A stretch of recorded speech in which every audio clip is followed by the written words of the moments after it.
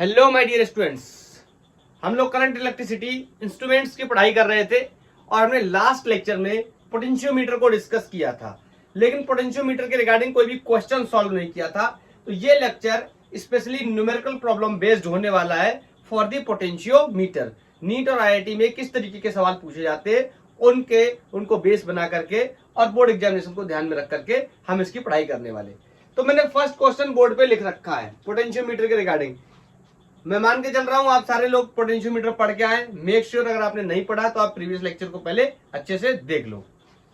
बोल रहा potentiometer wire 10 metre long has resistance of 18 ohm it is connected to a battery of EMF 5 volt and the internal resistance 2 ohm। जल्दी जल्दी बना दूं क्या?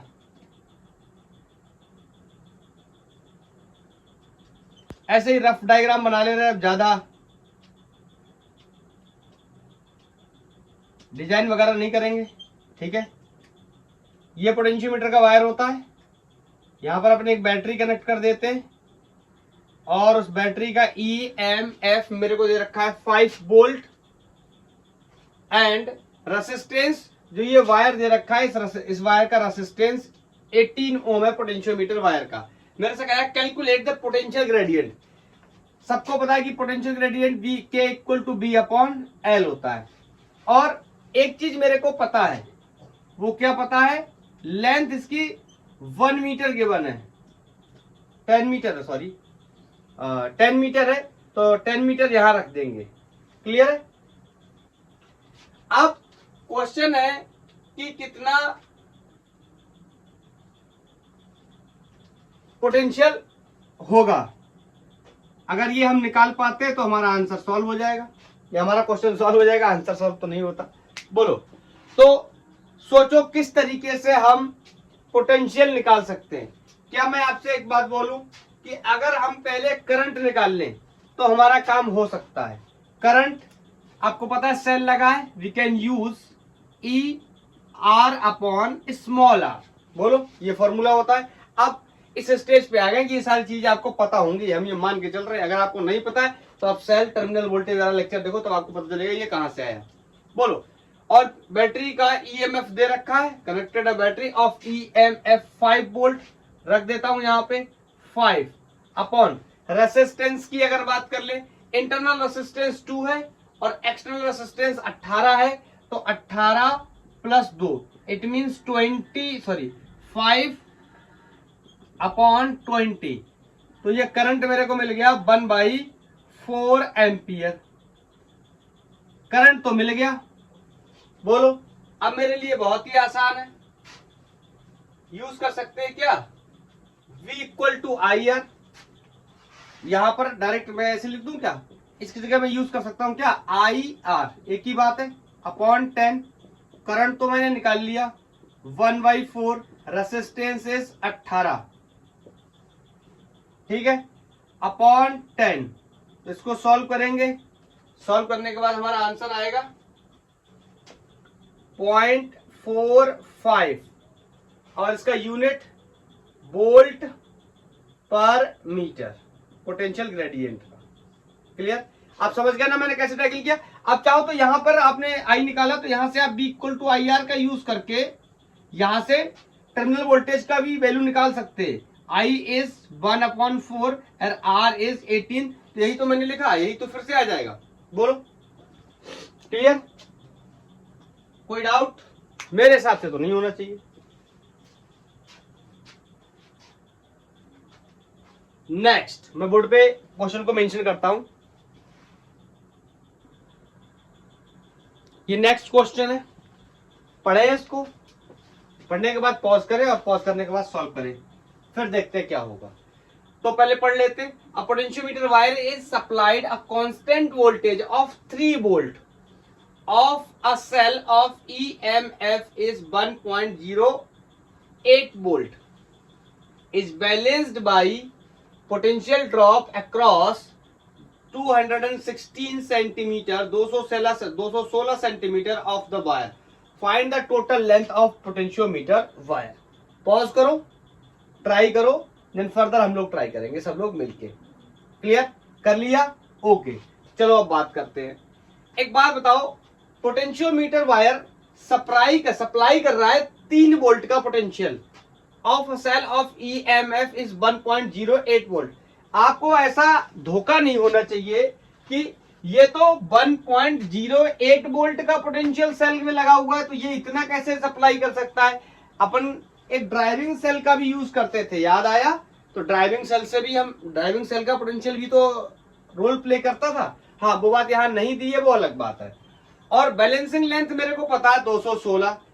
बोलो, जब मैं ये यूज करता हूं तो मेरे को बैलेंसिंग लेंथ कितनी मिल जाती है? 216। इसमें मेरे को कोई भी डाउट नहीं है। बोलो, तो मैं आपसे कह सकता हूं कि आप ऐसे मान लो ड्राइविंग सेल है, उसका ईएमएफ 3 वोल्ट है और जो अप्लाइड सेल एक लगाया गया है दैट इज 1.08 वोल्ट। और बताओ बैलेंसिंग लेंथ कोई L1 मान लो, कहां मिला है? 216 सेंटीमीटर पे। मेरे से फाइंड द टोटल लेंथ पूछ रहा है, पोटेंशियोमीटर वायर की टोटल लेंथ कितनी होगी। मैं आपको एक मुद्दे की बात बताता हूं, ध्यान से सुनना। ये L1 दिया है, अपन क्या करते थे E2, मैं आपको एक तरीका जो हम लोगों ने डिस्कस किया था मैं वो आपको याद दिलाता हूं। अपन ऐसे करते थे E2 upon E1 is L2 upon L1, लेकिन दोनों में डिफरेंस है। डिफरेंस क्या होता था? ये जो L1 और L2 होते थे ये बैलेंसिंग लेंथ होते थे, टोटल लेंथ नहीं होते थे, ये बैलेंसिंग लेंथ होते थे। लेकिन क्वेश्चन की डिमांड हमसे क्या है कि find the total length of potentiometer wire. हमसे कह रहा है पोटेंशियोमीटर वायर की कितनी लेंथ होगी।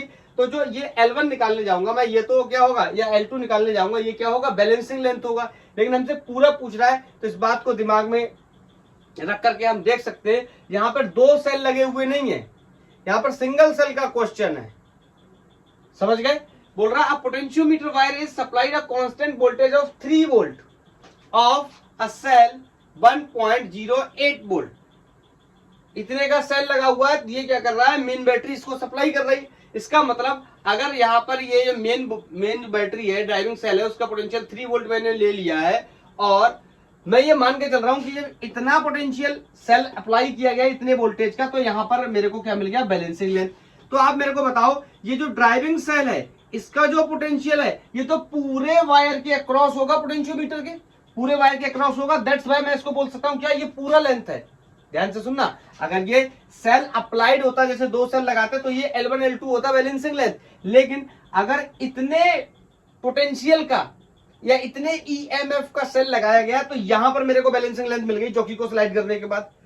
और कह रहा है पूरी लेंथ बताओ, तो मैं कह सकता हूं ये 3 वोल्ट जो सप्लाई हो रहा है ना पूरे वायर में, तो अगर मैं इसको ही मान के चलूं कि ये एक टाइप से सेल का काम कर रहा है या सेल लगा हुआ है, तो ये जो लेंथ आएगी ये पूरे वायर की आएगी।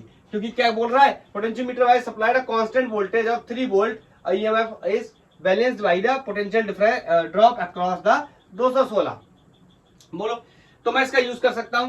तो मैं E2 को क्या मान लेता हूं, या E2 E1 को आप चाहो तो यहां पर भी E2 E1 कर लो। मैंने जानबूझ के E2 E1 नहीं किए ताकि आपको कंफ्यूजन ना हो। तो मैं ऐसे कर ले रहा हूं, इसको E कर ले रहा हूं तो इसको L कर ले रहा हूं। ठीक है, तो यहां पर E की वैल्यू कितनी होगी? 3, इसकी वैल्यू कितनी है? 1.08 और L मुझे पता करना है। आप कह सकते हो यही बैलेंसिंग लेंथ भी हो सकती है और यही क्या हो सकती है? पूरी लेंथ भी हो सकती है पोटेंशियोमीटर वायर की। और ये कितना है? 216 सेंटीमीटर में रखा है, तो आंसर भी हमारा किस में आ जाएगा? सेंटीमीटर में। और मैं ये मान के चल रहा हूं ये तो सॉल्व कर ही लोगे, ये सॉल्व नहीं कर पाओगे क्या? तो यहां से ये L क्या हो जाएगा?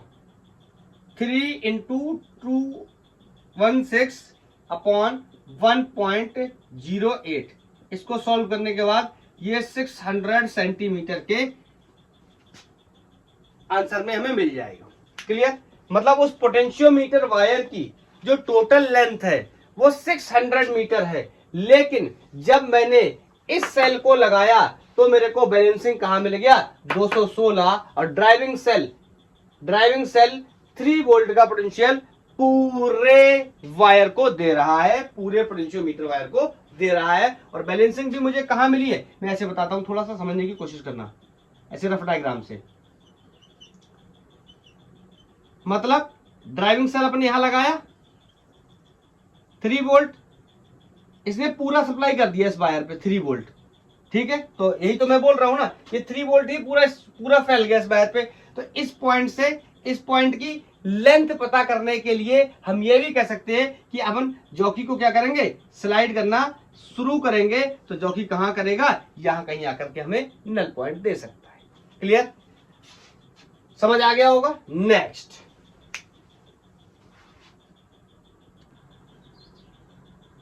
ये नेक्स्ट क्वेश्चन है, काफी इंटरेस्टिंग क्वेश्चन है। इस तरीके से ए बी सी 3 पॉइंट दे रखे हैं और इनके बीच में कोई 2 सेल लगे हुए E1 और E2। मेरे को बोल रहा है लैंग्वेज को पढ़ेंगे, फिर आप पॉज करेंगे, सॉल्व करेंगे, देन आप देखेंगे हम लोग कैसे सॉल्व करेंगे इसको। 2 cells of EMF E1 and E2, mention भी किया गया है कि E1 बड़ा है और E2 क्या है, छोटा है। Are connected as shown in figure, दिखाई दे रहा है। When a potentiometer is connected across A B, A और बी पॉइंट देखो, ये ए है और बी है, इनके बीच में जब पोटेंशियोमीटर वायर को या पोटेंशियोमीटर को जब कनेक्ट किया गया है, तो मेरे से बोल रहा है जो बैलेंसिंग लेंथ है ना, वो 300 पे मिली है, 300 सेंटीमीटर पे बैलेंसिंग लेंथ मिल गई है। फिर उसके बाद बोल रहा है कि सेम पोटेंशियोमीटर को फिर से कनेक्ट किया गया है, लेकिन इस बार ए और सी के बीच में कनेक्ट किया गया है। तो क्या आप मेरे को बता सकते हैं कि इन दोनों के बीच में कनेक्ट किया गया है, तो बैलेंसिंग लेंथ इस बार कितना आ गया है, 100 आ गया है। आप मेरे को इन दोनों सेल्स का रेशो बता दीजिए कितना होगा।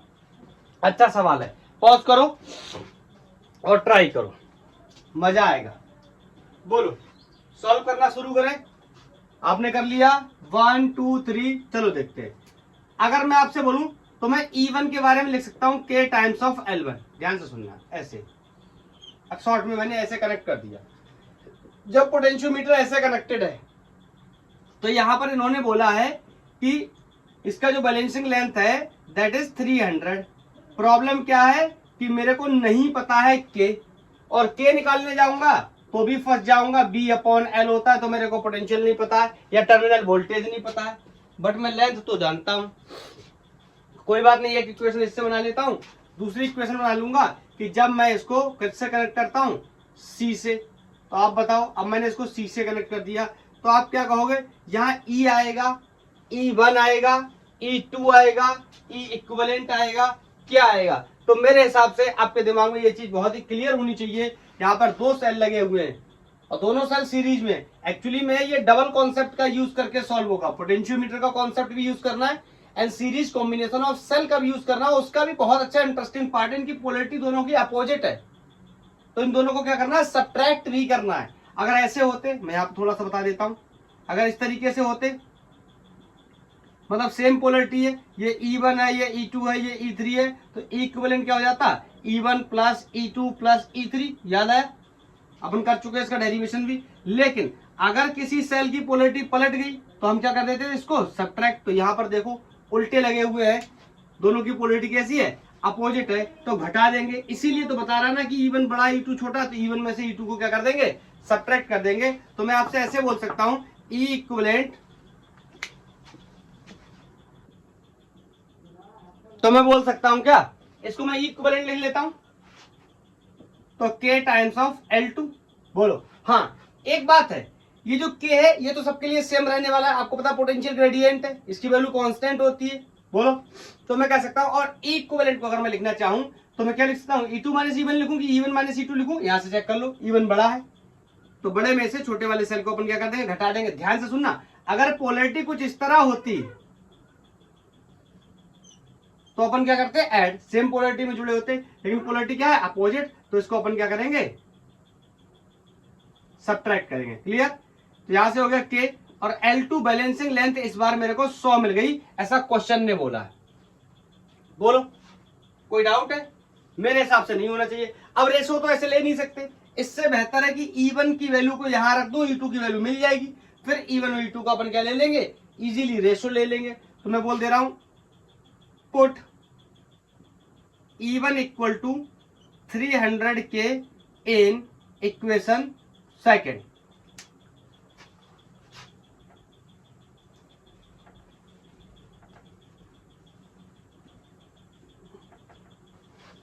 इसमें रख देंगे, तो यहां पर E1 कितना हो जाएगा, 300 के minus E2 is equal to 100K, ऐसे लिख लिया। बोलो ये इधर जाएगा, ये इधर आएगा, तो किधर कितना बचेगा, 200K is equal to E2। मेरे को पता चल गई E2 की वैल्यू, मेरे को पहले से पता है E1 की वैल्यू, दोनों का अपन क्या ले लेंगे, रेशो ले लेंगे। तो I can say E1 upon E2 जो मेरे से पूछा गया है। E1 की वैल्यू कितनी है, K इंटू 300 और E2 की वैल्यू कितनी है 200K। K से K एलिमिनेट, 2 जीरो से 2 जीरो चले गए और आंसर भी हमें काफी हद तक दिखाई देने लगा है कि E1 ratio E2 will be 3 ratio 2। Clear. तो कैसे सॉल्व करेंगे इस तरीके के सवालों को, क्लियर है। हाँ, अगर और भी लगे होते पॉइंट्स या और भी सेल्स लगे होते तो भी हम उनका इक्विवेलेंट निकाल लेते और हम डिस्कस कर लेते। हाँ, अगर ज्यादा सेल लगे होते तो फिर यहाँ पर 3-3 सेल आ जाते, तो अलग अलग करके पहले निकालना पड़ता। मैं सारी टाइप की वैरायटी को कोशिश कर रहा हूं आपको बताने की, ताकि आपके लिए ऐसा ना लगे कि कोई सवाल बिल्कुल नया आ गया है। Okay, next.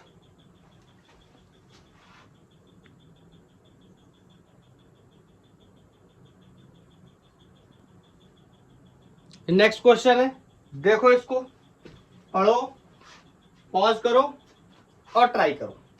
चलो पहले क्वेश्चन को रीड कर लेते हैं। मेरे से बोल रहा है A B is 1 metre long.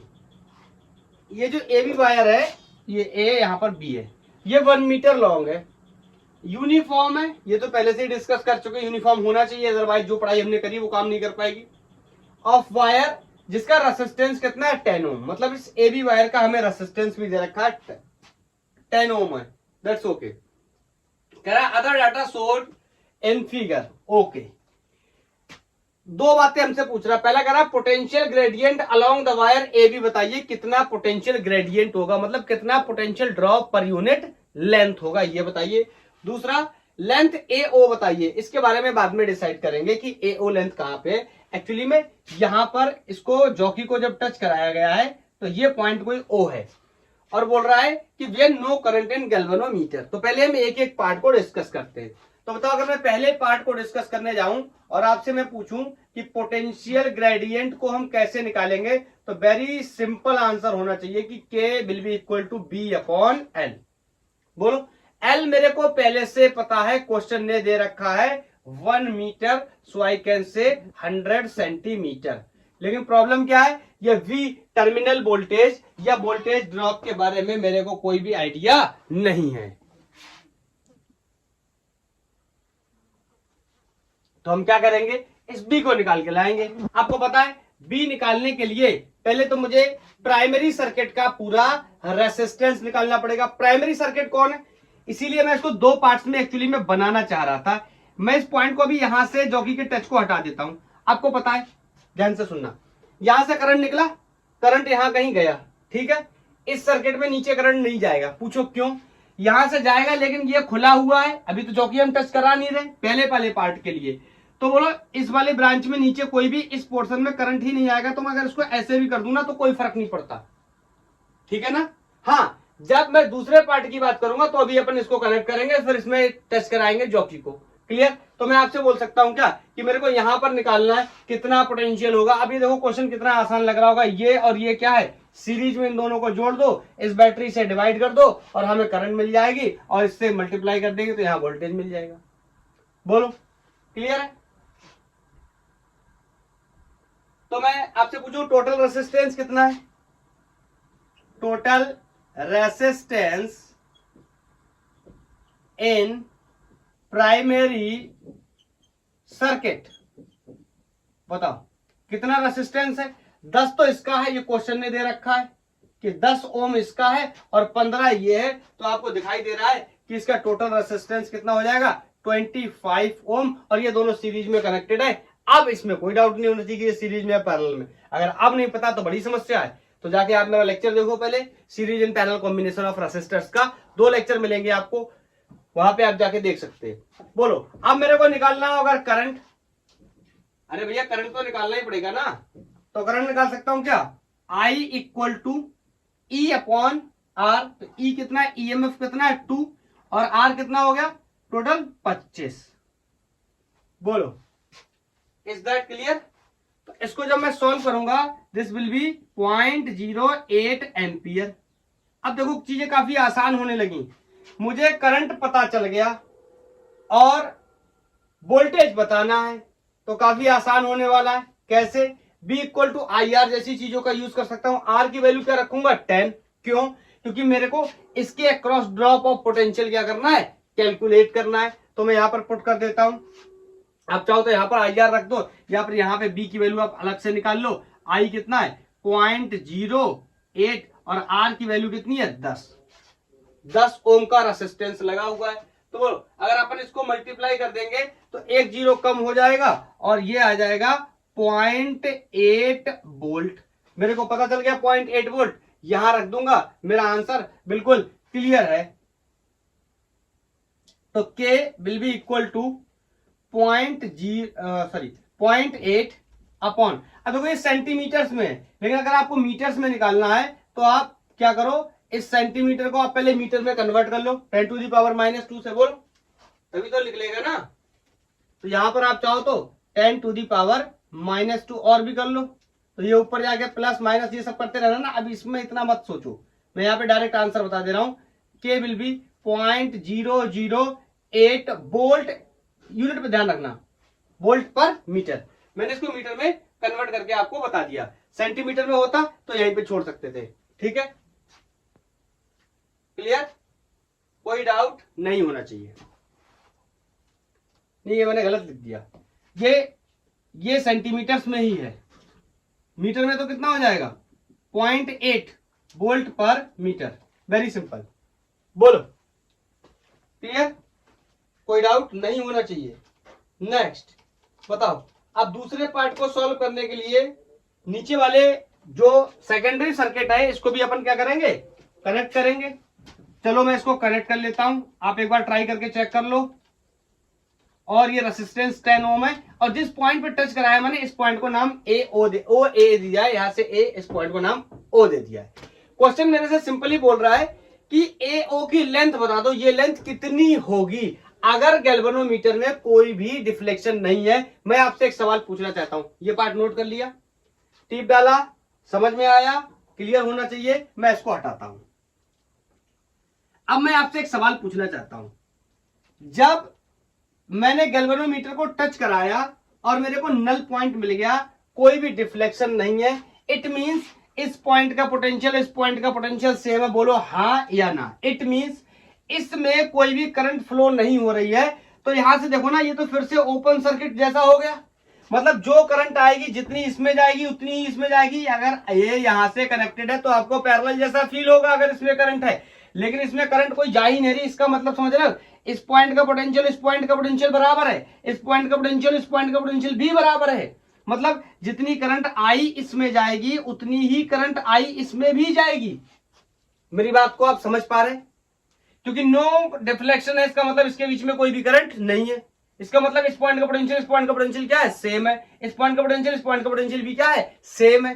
तभी तो मैं कह रहा हूं जो करंट यहां से ऊपर से ड्राइविंग बैटरी से आई होगी वही इसमें चली जाएगी, और जो इसमें जाएगी वही इसमें आ जाएगी। यहां पैरेलल मत समझ लेना, ये सीरीज में जुड़े हुए हैं।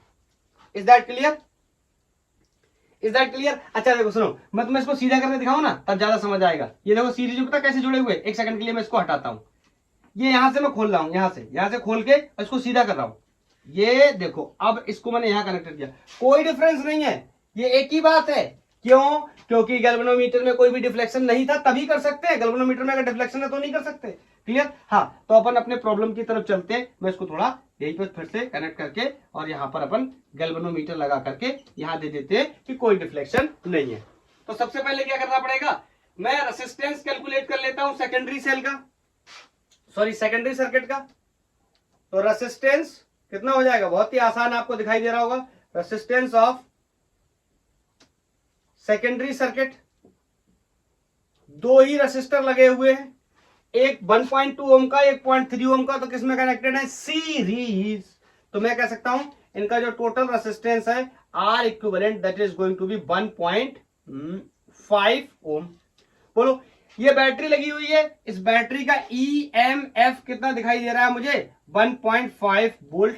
मैं यहां से बैटरी से कितनी करंट निकल रही है इस बात के बारे में भी क्या कर सकता हूं, डिस्कस कर सकता हूं कि करंट इन सेकेंडरी सर्किट कितनी है। सिंपली बोलो EMF upon total resistance, R plus R करते थे ना, EMF अपॉन टोटल रेसिस्टेंस कितना हो गया 1.5। तो यहां से मेरे को करंट पता चल गई, कितनी आ गई 1 ampere. Is that clear. Primary circuit में मैं डेटा शायद भूल गया, लेकिन मुझे कुछ ऐसा याद है 0.08 करके करंट थी, और ये सेकेंडरी सर्किट में 1 एम्पियर की करंट आ रही है। क्लियर, क्योंकि यहां पर एक क्या है, सेल लगा हुआ है। बोलो, अब मेरे को ये बात तो पता चल गई। अब मैं आपसे एक बात जो पहले कह रहा था मैं अभी भी कह सकता हूं, मैं आपसे पूछूं जितना पोटेंशियल ओ ए के अक्रॉस ड्रॉप होगा उतना ही पोटेंशियल का ड्रॉप इस 0.3 ओम के रेसिस्टर के अक्रॉस भी होगा। आप मेरे से क्रॉस क्वेश्चन यहां बिल्कुल भी नहीं पूछ सकते। क्यों? क्योंकि आपको पता है अगर ये इसमें नो डिफ्लेक्शन है तो इसका पोटेंशियल, इसके अक्रॉस ड्रॉप ऑफ पोटेंशियल, इसके अक्रॉस ड्रॉप ऑफ पोटेंशियल क्या होने वाला है, सेम। तभी तो भैया कोई भी करंट इसमें नहीं जा रही है। तो बेहतर होगा कि मेरे को ए ओ की लेंथ निकालनी है ना, ए ओ की लेंथ निकालने के लिए मैं पोटेंशियल ग्रेडियंट वाले कॉन्सेप्ट का यूज कर लूंगा और वहां पे लेंथ पता कर लूंगा। के की वैल्यू मैंने निकाल रखी है, लेकिन मेरे को उससे पहले यहां पर पोटेंशियल की वैल्यू पता करनी पड़ेगी ना। K equal to B upon L, अपन ये करते थे ना। तो यहां से मेरे को मान लो एल निकालना है, तो यहां करना पड़ेगा क्या, बी अपॉन के। बी तो मुझे पता है, सॉरी के तो मुझे पता है, लेकिन बी अगर मैं पता कर लूं तो ये बी कितना ड्रॉप ऑफ पोटेंशियल होगा, इससे बेहतर मैं अगर ये समझ लूं कि इसमें कितना ड्रॉप ऑफ पोटेंशियल होगा, दोनों में सेम होने वाला drop of potential. Is that clear. जो यहां होगा वही इतने में होगा, और पोटेंशियल का ड्रॉप पता चल गया। के की वैल्यू अपन पहले से जानते हैं, डिवाइड मार देंगे और एल की वैल्यू आ जाएगी। बोलो क्लियर। तो मेरे को सॉल्व करने के लिए थोड़ी जगह चाहिए, तो मैं इस क्वेश्चन को हटा देता हूं, अब मेरे को इसकी रिक्वायरमेंट नहीं है। बताओ, तो मैं आपसे एक बात कह सकता हूं, मैं कह सकता हूं कि potential difference between A O will be equal to potential difference या potential drop, potential difference in 0.3 ohm resistor. क्या किसी को मेरी बात में कोई प्रॉब्लम नहीं होनी चाहिए? अभी अभी मैंने आपको कॉन्सेप्ट एक्सप्लेन करके बताया हुआ है यहां पे। तो बताओ, अगर मैं निकालना चाहूं इसके अक्रॉस कितना ड्रॉप ऑफ पोटेंशियल है, तो we can say B equal to I R. I अभी अभी निकाला मैंने कितना 1 एम्पियर, और रेसिस्टर कितना है 0.3 ओम का। तो यहां से जो पोटेंशियल की वैल्यू है दैट इज 0.3 वोल्ट आ गई। और बोलो, यही पोटेंशियल किसके अक्रॉस ड्रॉप होगा, ए ओ के अक्रॉस भी क्या हो जाएगा, ड्रॉप हो जाएगा। ये नोट कर लिया, टिप डाला, ओके। तो यहां से मैं आपसे कह सकता हूं कि मेरे को इसकी लेंथ निकालनी है, तो मैं कॉन्सेप्ट पोटेंशियल ग्रेडियंट का यूज कर सकता हूं। Potential gradient is simply potential per unit length या potential drop per unit length.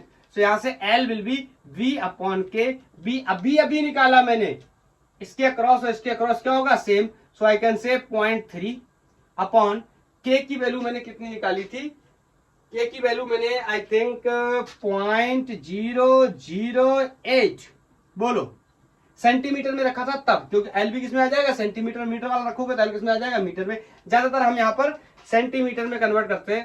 तो यह हो जाएगा 37.5 सेंटीमीटर सॉल्व करने के बाद। देखो मैंने सेंटीमीटर में निकाला इसीलिए क्योंकि ये कौन सा लिया है, सेंटीमीटर वाला।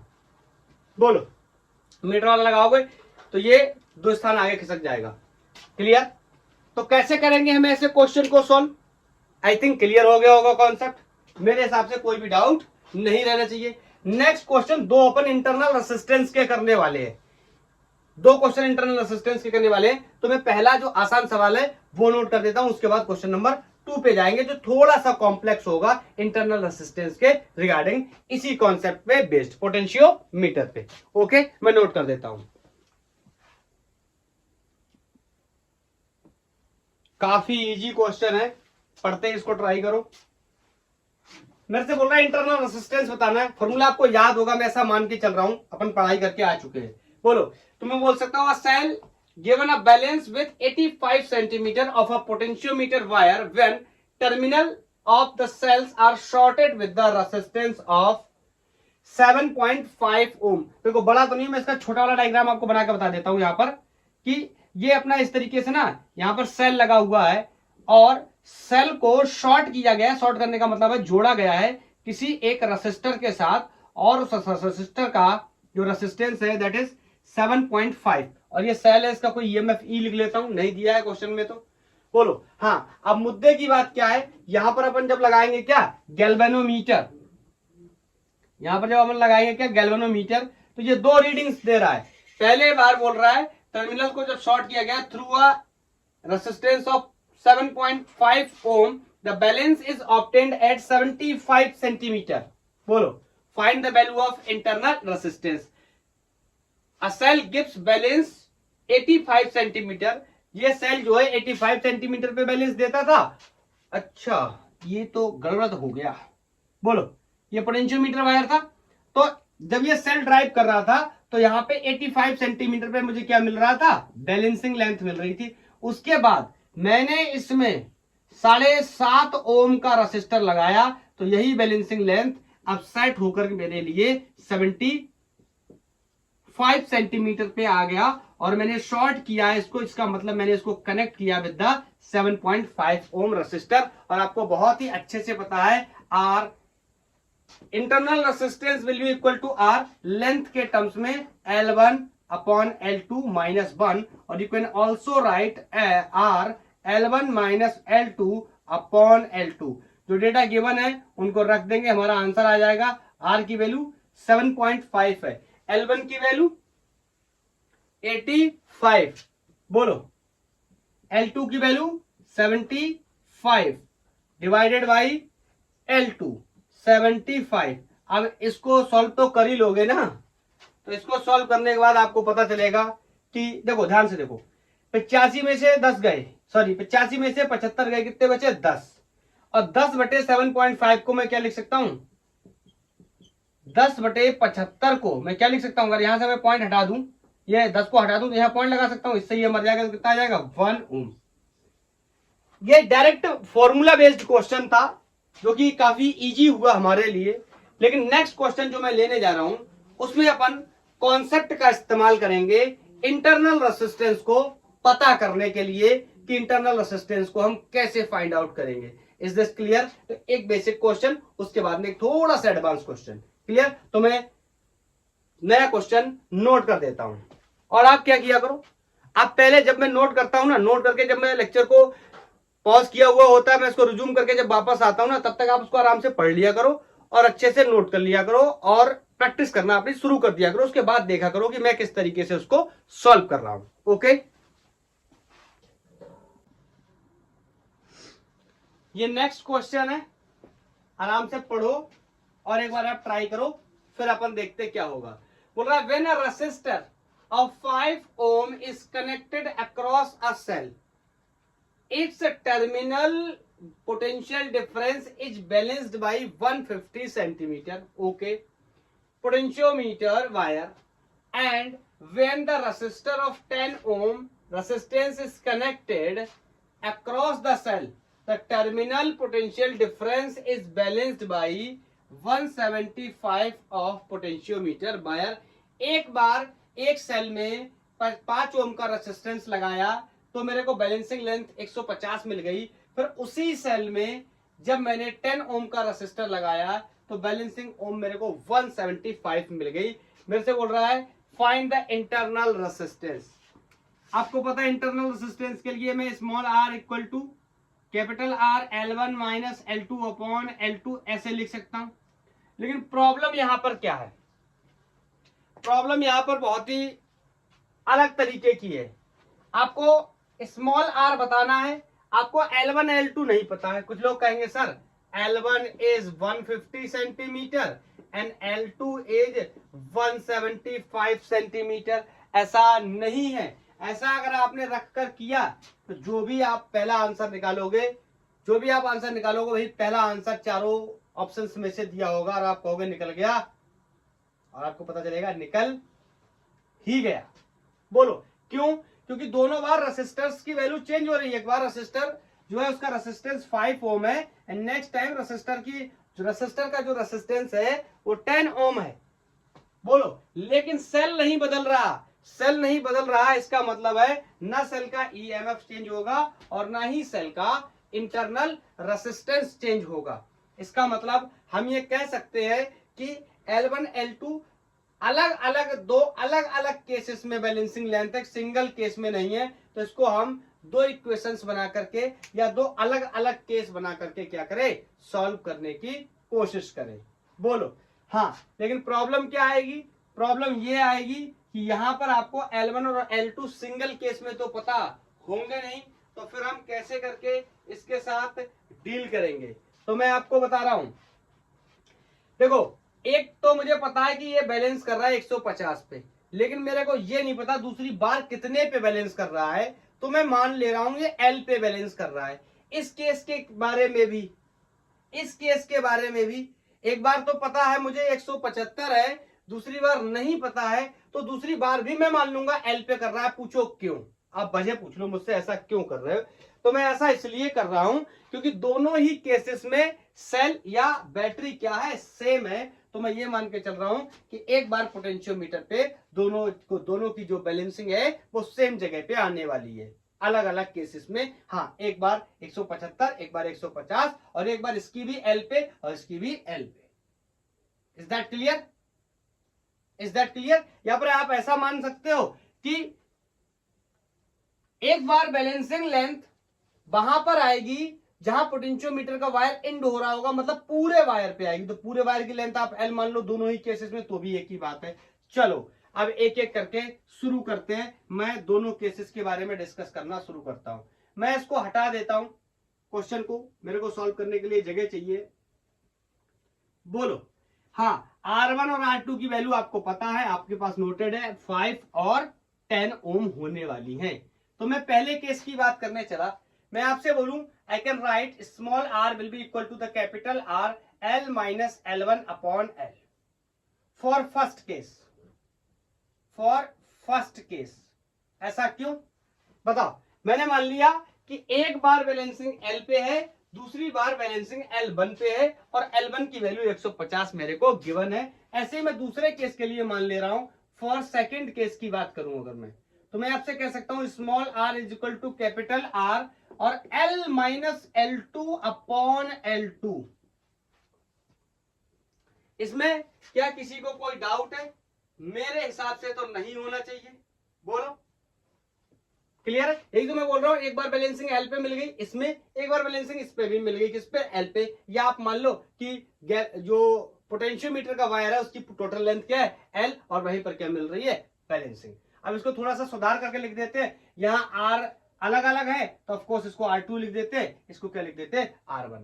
तो यहां से अगर मैं इसको ऐसे लिखूं small r L1 upon capital R1, this can be right L minus L1। बोलो इसको इक्वेशन एक बना लिया, आगे सॉल्व नहीं होगा। ऐसे इसको भी बना लेता हूं, R multiply by L2 divide by R2 is going to be L minus L2, equation number 2। अब मेरी बात को ध्यान से सुनो, ये तो मैंने मान के रखा था, तो ये एलिमिनेट ही कर देता हूं इससे, तो ज्यादा बेहतर रहेगा। और L1 और L2 की वैल्यू मेरे को पता है। तो अगर मैं आपसे बोलूं क्या करना चाहिए, देखो रेशो लेने जाएंगे तो ये कटेगा नहीं, तो इसमें साइन वगैरह चेंज करने पड़ेंगे और थोड़ी सी मैथमेटिक्स कॉम्प्लेक्स हो जाएगी। इससे बेहतर है ना मैं सब्ट्रैक्ट कर देता हूं, सब्ट्रैक्ट कर देता हूं दो में से एक को। तो यहां पर ध्यान से देखो, RL2 upon R2 minus RL1 upon capital R1 is going to be L minus L2। इसमें से घटाऊंगा तो ये हो जाएगा क्या, L माइनस L1। बोलो इज दैट क्लियर। अब यहां पर जो चीज कॉमन हो रही है उसे कॉमन कर लेंगे। यहां पर रेसिस्टेंस कौन सा, इंटरनल, जिसे हमें निकालना वही क्या हो रहा है, कांस्टेंट। ये हो जाएगा, सॉरी सेम हो जाएगा। तो ये L2 upon R2 minus L1 upon R1 is going to be L minus L2 minus L1 plus L1, L minus L2 minus L और माइनस माइनस प्लस L1। अब जो मर रहा है देखो, ये कॉमन लेंथ जो हमने मान रखी थी ये मर गई, तो बोलो इसको मैं लिख सकता हूं क्या, L1 माइनस L2। बोलो किसी को कोई दिक्कत? मेरे हिसाब से नहीं होनी चाहिए। सब कुछ ठीक है ना, कुछ गलत तो नहीं हुआ?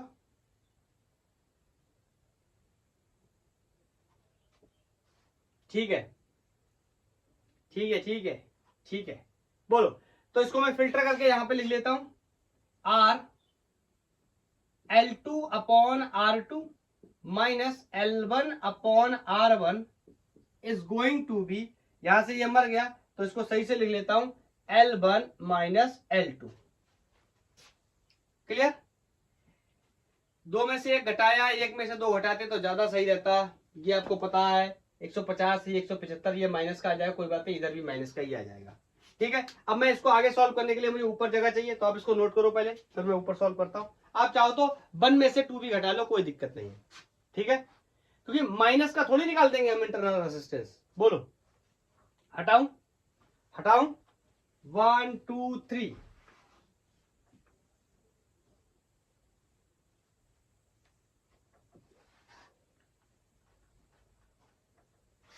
तो यहां पर ये हो गया R। बोलो L2 मैंने कितना मान के रखा था? 175, और R2 कितना आया था? 10। L1 कितना आया था?